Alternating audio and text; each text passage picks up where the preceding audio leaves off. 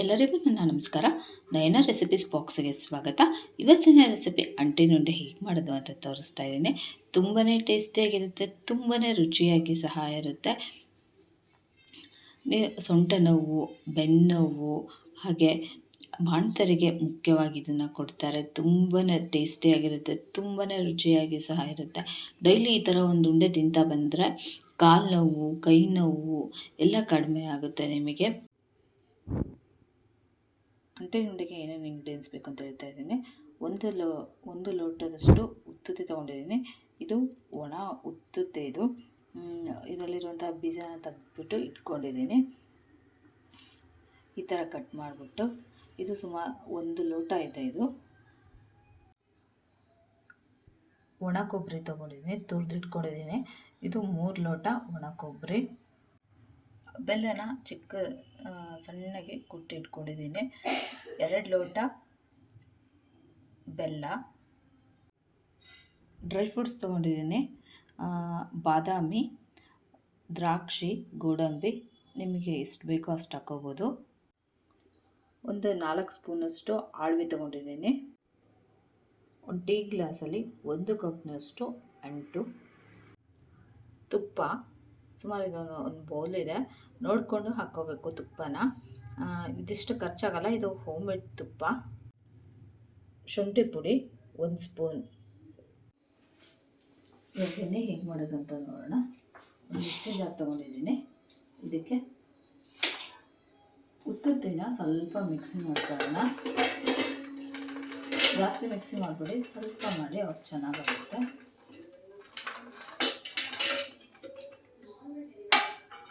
ಇದಕ್ಕೆ ಒಂದು ಸ್ವಲ್ಪ ಕೊಬ್ಬರಿ ಹಾಕಿ ಮಿಕ್ಸಿ ಮಾಡ್ತೀನಿ, ಆವಾಗ ಚೆನ್ನಾಗಿ ಇದಾಗುತ್ತೆ, ನಿಮಗೆ ಅಂಟಲ್ಲ. ಇದಕ್ಕೆ ಇವಾಗ ಇದನ್ನು ಮಿಕ್ಸಿ ಮಾಡ್ಕೊಂಡು ಬರ್ತೀನಿ. ನೋಡಿ, ಇದು ಇವಾಗ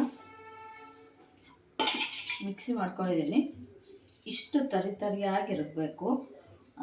ಇಷ್ಟು ತರಿಯಾಗಿದ್ದರೆ ಚೆನ್ನಾಗುತ್ತೆ. ತೀರಾ ನೈಸಾಗಿ ಹುಡ್ಕೊಂಡ್ಬಿಟ್ರೆ ಚೆನ್ನಾಗಾಗಲ್ಲ ತಿನ್ನೋಕ್ಕೆ. ಈ ಥರ ತರಿಯಾಗಿದ್ದರೆ ಬಾಯ ಸಿಗ್ತಾಯಿದ್ದು ತುಂಬ ಟೇಸ್ಟಿಯಾಗಿರುತ್ತೆ.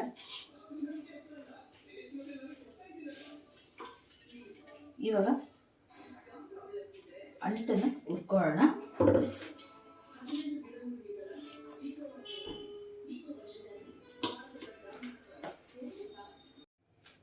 ಇವಾಗ ಒಂದು ಕಡಾಯಿ ಕಾಯಕ್ಕೆ ಇಟ್ಕೊಂಡಿದ್ದೀನಿ. ಇದಕ್ಕೆ ತುಪ್ಪ ಹಾಕೋಣ. ತುಪ್ಪ ಹಾಕ್ಬಿಟ್ಟು ಅದಕ್ಕೆ ಇದನ್ನು ಅಂಟನ್ನು ಕರ್ಕೊಳ್ಳೋಣ. ಇದು ಹೋಮ್ ಮೇಡ್ ತುಪ್ಪ, ಮನೇಲೇ ತುಪ್ಪ ಮಾಡಿರೋದು, ಬೆಣ್ಣೆ ಮಾಡಿಬಿಟ್ಟು ತುಪ್ಪ ಮಾಡಿರೋದು. ಮುಂದಿನ ದಿನದಲ್ಲಿ ಅದನ್ನು ಸಹ ತೋರಿಸ್ತೀನಿ ನಾನು. ಒಂದು 4 ಸ್ಪೂನಷ್ಟು ತುಪ್ಪ ಹಾಕಿದ್ದೀನಿ. ಇದು ತುಪ್ಪ ಕಾಯಬೇಕು.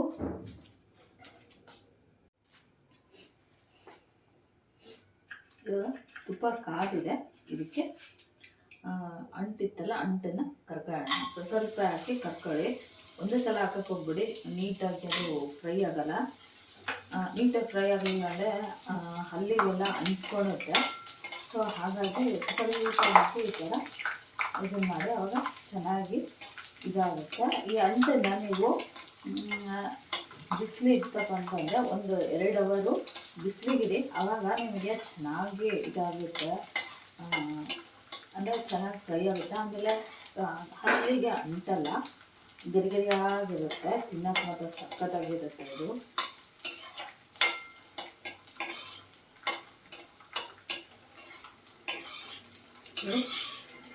ಆಗಿದೆ. ಇವಾಗ ಇದನ್ನು ಒಂದು ಪ್ಲೇಟಿಗೆ ತೆಗಿತಾ ಇದ್ದೀನಿ.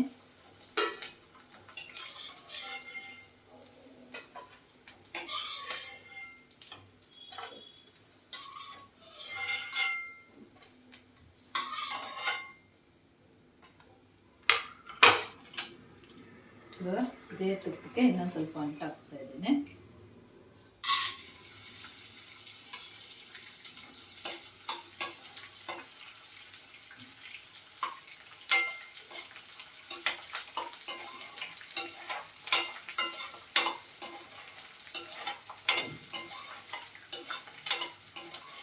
ಈ ಥರ ಕೈ ಆಡಿಸ್ತಾ ಇರಿ. ಕೈ ಆಡಿಸ್ಬಿಟ್ಟು ತೆಗಿದಾಗ ಚೆನ್ನಾಗಿ ಬರುತ್ತೆ.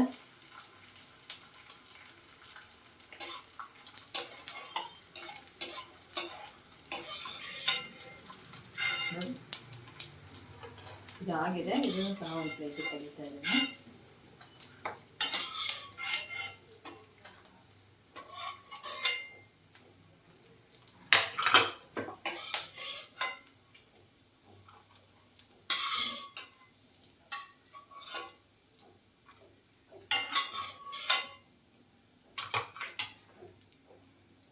ನೋಡಿ, ಎಲ್ಲ ಅಂಟನ್ನು ಈ ಥರ ತುಪ್ಪದಲ್ಲಿ ಫ್ರೈ ಮಾಡಿ ಇಟ್ಕೊಂಡಿದ್ದೀನಿ. ಈ ತುಪ್ಪಕ್ಕೆ ನಾನು ಡ್ರೈ ಫ್ರೂಟ್ಸ್ ಹಾಕಿ ಹುರಿತಾ ಇದ್ದೀನಿ. ನಿಮ್ಮ ಬೇಡ ಅಂದರೆ ಹಾಗೆ ಸಹ ಹಾಕ್ಬೋದು. ಬಾದಾಮಿ ಹಾಕ್ತಾ ಇದ್ದೀನಿ.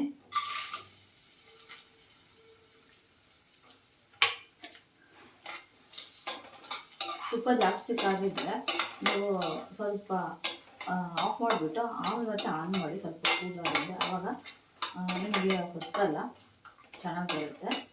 ಇದ್ರ ಜೊತೆಗೇ ಗೋಡಂಬಿ ಹಾಕ್ತಾ ಇದ್ದೀನಿ. ನಿಮಗೆ ಯಾವ ಡ್ರೈ ಫ್ರೂಟ್ಸ್ ಬೇಕೋ ಆ ಡ್ರೈ ಫ್ರೂಟ್ಸ್ನ ನೀವು ಹಾಕೊಂಡು ಮಾಡ್ಕೋಬೋದು, ಚೆನ್ನಾಗಾಗುತ್ತೆ. ಇದನ್ನು ಸ್ವಲ್ಪ ತುಪ್ಪದಲ್ಲಿ ಫ್ರೈ ಮಾಡೋದ್ರಿಂದ ತುಂಬ ಚೆನ್ನಾಗಿ ಟೇಸ್ಟ್ ಕೊಡುತ್ತೆ ನಮಗೆ. ಎಷ್ಟು ಚೆನ್ನಾಗಿರುತ್ತೆ ಅಂತಂದರೆ ತುಂಬ ಚೆನ್ನಾಗಿರುತ್ತೆ. ಬೇಡ ಅಂದರೆ ನೀವು ಹಾಗೆ ಹಸಿಗೆ ಹಾಕ್ಕೋಬೋದು. ಇದು ಸ್ವಲ್ಪ ಗೋಲ್ಡನ್ ಕಲರ್ ಬರಲಿ. ನೋಡಿ, ಇದು ಸ್ವಲ್ಪ ಫ್ರೈ ಆಗಿದೆ. ಇದಕ್ಕೆ ದ್ರಾಕ್ಷಿ ಹಾಕ್ತಾ ಇದ್ದೀನಿ.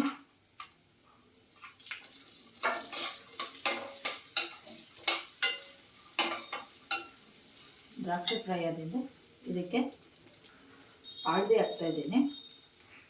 ಆಳ್ವಿನ ಸಹ ತುಪ್ಪದಲ್ಲಿ ಫ್ರೈ ಆಗಬೇಕು. ಆಳ್ವಿ ಹಾಕೋದ್ರಿಂದ ತುಂಬ ಟೇಸ್ಟ್ ಚೆನ್ನಾಗಿ ಕೊಡುತ್ತೆ. ಹಾಗೆ ನಮ್ಮ ಸೊಂಟ ನೋವು, ಬೆನ್ನು ನೋವು, ಕಾಲು ನೋವು ಇದ್ದರೆ ಆಳ್ವಿ ತುಂಬ ಒಳ್ಳೆಯದು ಹೆಲ್ತಿಗೆ. ಆಳ್ವಿ ಹಾಕಿದ್ರೆ 1 ನಿಮಿಷ ಹುರ್ಕೋಬೇಕು ಚೆನ್ನಾಗಿ.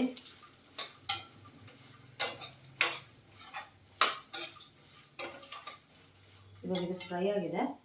ಇದಕ್ಕೆ ಆಫ್ ಮಾಡ್ತಾ ಇದ್ದೀನಿ. ಆಫ್ ಮಾಡಿ ಇದೇ ಬೇಸನ್ ಪುಟ್ಟಿ ಇತ್ತಲ್ಲ, ಇದಕ್ಕೆ ಹಾಕಿದ್ವಲ್ಲ ಪಾತ್ರೆಗೆ, ಇದು ಉತ್ತುತ್ತಿ ಅದಕ್ಕೆ ತೆಗಿತಾ ಇದ್ದೀನಿ.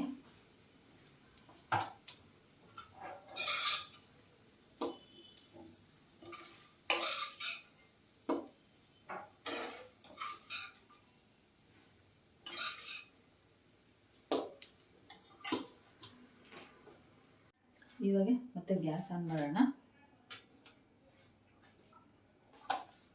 ಆನ್ ಮಾಡಿ ಇದೇ ಪಾತ್ರೆಗೆ ನಾನು ಬೆಲ್ಲ ಹಾಕ್ತಾ ಇದ್ದೀನಿ.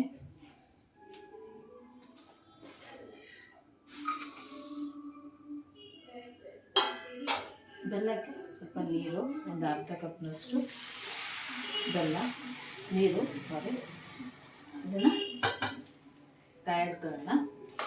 ಇದು ನಮಗೆ ಪಾಕ ಬರಬೇಕು, ಅಲ್ಲಿವರೆಗೂ ಮಾಡಬೇಕು. ಇದನ್ನು ಚೆನ್ನಾಗಿ ಕುದಿಬೇಕು.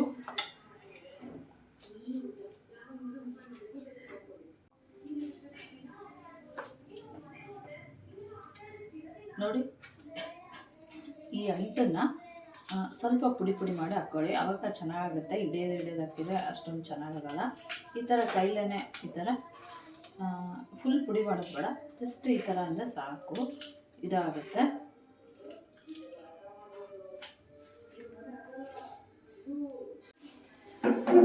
ನೋಡಿ, ಇವಾಗ ಈ ಅಂಟನ್ನು ಈ ಥರ ಪುಡಿ ಪುಡಿ ಮಾಡಿದ್ದೀನಿ. ಇಷ್ಟಿದ್ರೆ ಸಾಕಾಗುತ್ತೆ. ಇದನ್ನು ಇದೇ ಪಾತ್ರೆಗೆ ಹಾಕ್ತಾಯಿದ್ದೀನಿ. ಉತ್ತುತ್ತಿ ಕೊಬ್ಬರಿ ಮಿಕ್ಸ್ ಮಾಡಿದ್ದೀನಲ್ಲ,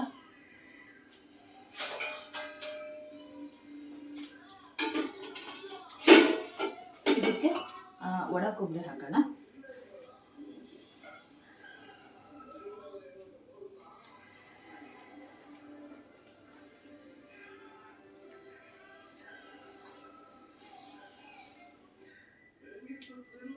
ಒಣ ಕೊಬ್ಬರಿ ಹಾಕಿದ್ರೆ ನೀಟಾಗಿ ಮಿಕ್ಸ್ ಮಾಡ್ಕೊಳ್ಳೋಣ.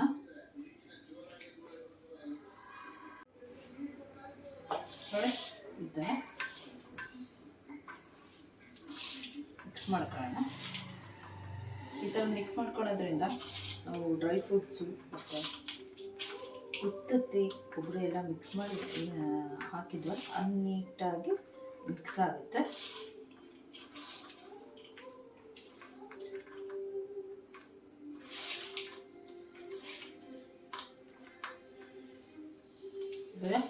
ಮಿಕ್ಸ್ ಆಗಿದೆ. ಇವಾಗ ಬೆಲ್ಲ ಕುದೀಲಿ. ನೋಡಿ, ಇವಾಗದು ಕುದೀತಾ ಇದೆ. ಇದು ಪಾಕ ಬಂದಿದ್ದಿಲ್ಲ ಅಂತ ಚೆಕ್ ಮಾಡೋಣ. ಒಂದು ಪ್ಲೇಟಲ್ಲಿ ನೀರು ತೊಗೊಂಡಿದ್ದೀನಿ.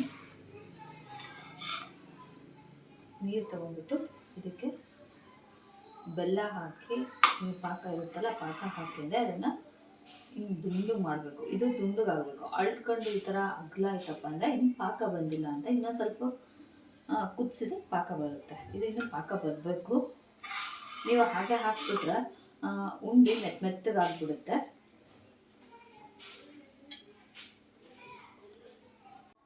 ನೋಡಿ, ಇವಾಗ ಮತ್ತೆ ಬಂದಿದೆಲ್ಲ ಅಂತ ನೋಡೋಣ.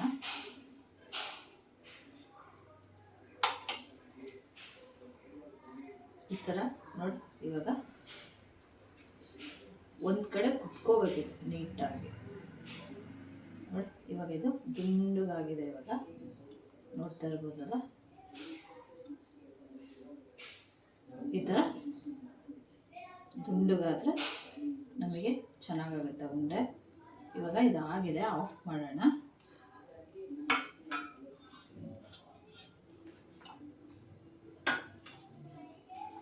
ಆಫ್ ಮಾಡಿ ಇದಕ್ಕೆ ಶುಂಠಿ ಪುಡಿ ಹಾಕ್ತಾ ಇದ್ದೀನಿ.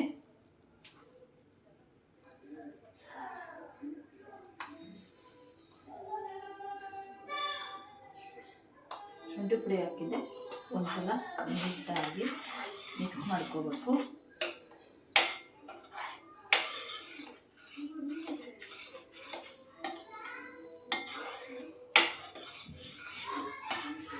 ನಾನು ಬೇರೆ ಪಾತ್ರೆಯಲ್ಲಿ ಸೆಟ್ ಮಾಡ್ಕೊಂಡಿದ್ದೀನಿ.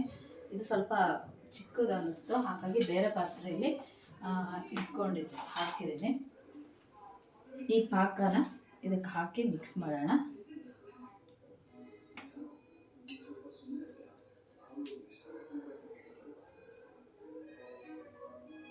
ಅದೇ ಕೈ ಆಡೋಕ್ಕಾಗಲ್ಲ ಅಂದ್ಬಿಟ್ಟು ಬೇರೆ ಪಾತ್ರೆ ಇಟ್ಕೊಂಡಿದ್ದೀನಿ ಅಷ್ಟೇ. ಈ ಥರ ಸ್ವಲ್ಪ ಹಾಕ್ಬಿಟ್ಟು ನೀವು ಮಿಕ್ಸ್ ಮಾಡ್ಕೊಳ್ಳಿ. ಒಂದೇ ಸಲ ಹಾಕ್ಬಿಟ್ರೆ ಇದಾಗ್ಬಿಡುತ್ತೆ, ಆಮೇಲೆ ಗಟ್ಟಿ ಆಗೋ ಚಾನ್ಸಸ್ ಸಹ ಇರುತ್ತೆ. ನೀವು ಗಟ್ಟಿ ಆಯ್ತಂದ್ರೆ ಮತ್ತೆ ಪಾಕ ಮಾಡಿ ಮತ್ತೆ ಹಾಕ್ಬೇಕಾಗುತ್ತೆ.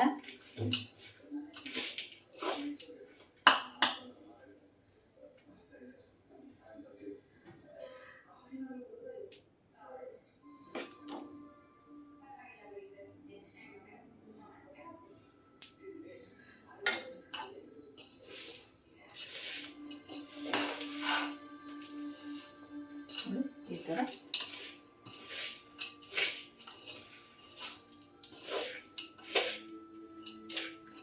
ನೀಟಾಗಿ ಮಿಕ್ಸ್ ಮಾಡ್ಕೋಬೇಕು.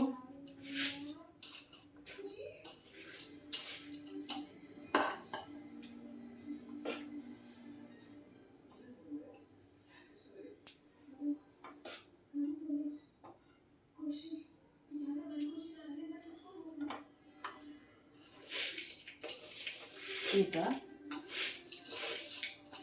ನೀಟಾಗಿ ಮಿಕ್ಸ್ ಮಾಡಿಕೊಂಡು ಸ್ವಲ್ಪ ಬೇಗ ಬೇಗ ಉಂಡೆ ಕಟ್ಬಿಡಿ. ಇಲ್ಲಾಂದರೆ ಅದು ಬಿಸಿ ಇರುವಾಗಲೇ ಉಂಡೆ ಕಟ್ಟಿ, ಆವಾಗ ನಿಮಗೆ ಕರೆಕ್ಟಾಗಿ ಆಗುತ್ತೆ. ಇಲ್ಲ ಅಂತಂದರೆ ಅದು ಮತ್ತೆ ಗಟ್ಟಿ ಆಗಿಬಿಟ್ರೆ ಮತ್ತೆ ಕಟ್ಟೋಕ್ಕಾಗಲ್ಲ.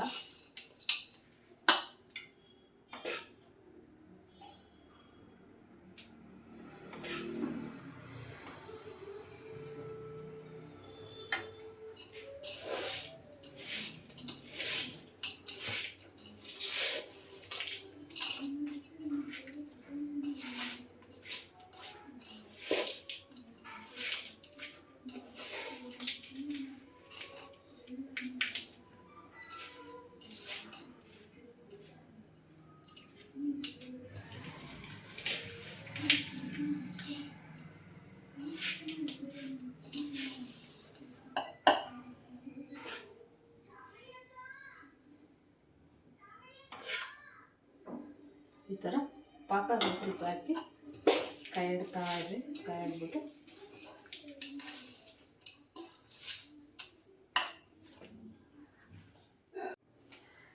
ನೋಡಿ ಇವಾಗ ಉಂಡೆ ಕಟ್ಕೋಬೇಕು ಈ ಥರ.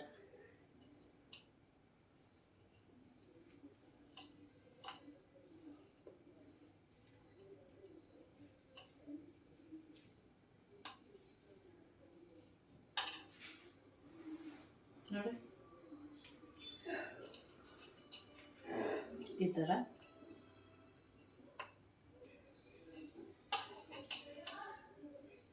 ನಿಮ್ಗೆ ಯಾವ ಸೈಜ್ ಬೇಕೋ ಆ ಸೈಜ್ನ ಉಂಡೆನ ಕಟ್ಕೋಬೋದು.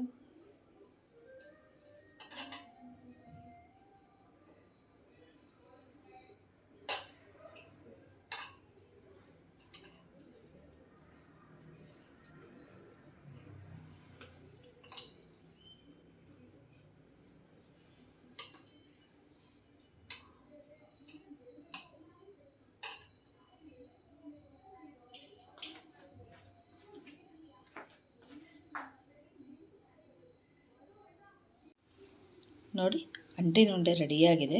ಇಷ್ಟು ಚೆನ್ನಾಗಿ ಕಾಣಿಸ್ತಾ ಇದೆ ಅಂದ್ಬಿಟ್ಟು ನೋಡ್ತಾ ಇರ್ಬೋದು. ತುಂಬಾ ರುಚಿಯಾಗಿರುತ್ತೆ, ತುಂಬಾ ಟೇಸ್ಟಿಯಾಗಿ ಸಹ ಇರುತ್ತೆ. ಇದು ಸೊಂಟ ನೋವು, ಬೆನ್ನೋವು, ಹಾಗೆ ಬಾಣಂತರಿಗೆ ಇದು ಮುಖ್ಯವಾಗಿ ಇದನ್ನು ಕೊಡ್ತಾರೆ. ಆವಾಗ ಬಾಣಂತರಿಗೆ ಕೊಡೋದ್ರಿಂದ ಅವರು ಸೊಂಟ, ನಿಶಕ್ತಿ, ಹಾಗೆ ಕಾಲು ನೋವು, ಬೆನ್ನೋವು ಎಲ್ಲ ಕಡಿಮೆ ಆಗುತ್ತೆ. ಹಾಗೆ ತುಂಬಾ ರುಚಿಯಾಗಿರುತ್ತೆ. ನೀವು ಸಹ ಮನೇಲಿ ಒಂದ್ಸಲ ಟ್ರೈ ಮಾಡಿ ನೋಡಿ ಹೇಗಿತ್ತು ಅಂತ ನನಗೆ ಕಮೆಂಟ್ ಬಾಕ್ಸಲ್ಲಿ ತಿಳಿಸಿ. ನನ್ನ ರೆಸಿಪಿ ನಿಮಗೆ ಇಷ್ಟ ಆದರೆ ಪ್ಲೀಸ್ ಲೈಕ್ ಮಾಡಿ, ಶೇರ್ ಮಾಡಿ, ಹಾಗೆ ಸಬ್ಸ್ಕ್ರೈಬ್ ಮಾಡಿ. ಸಬ್ಸ್ಕ್ರೈಬ್ ಮಾಡೋದ್ರಿಂದ ನಾನು ಹಾಕೋ ಹೊಸ ಹೊಸ ರೆಸಿಪಿನ ನೀವು ನೋಡ್ಬೋದು. Thank you.